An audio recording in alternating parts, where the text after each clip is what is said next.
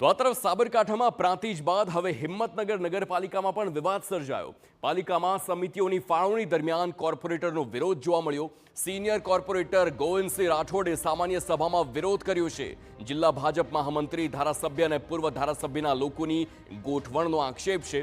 કોર્પોરેટરે બધાની ગોઠવણ અને ભ્રષ્ટાચારની પોલ ખોલવાની આપી છે ચીમકી।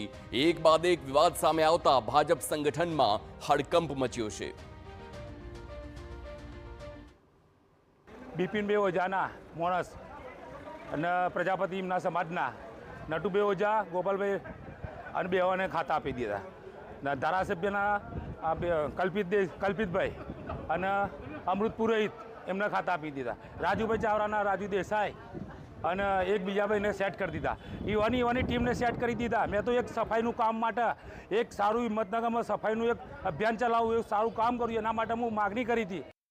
માયા છે સંગઠન દ્વારા જ અમારા સંગઠન સર્વોપરી છે। સંગઠને જે પણ નિર્ણય લીધો છે એ પ્રજાના સુખાકારી અને જે પાલિકાના હિતમાં લીધો છે અને સર્વને માન્ય છે।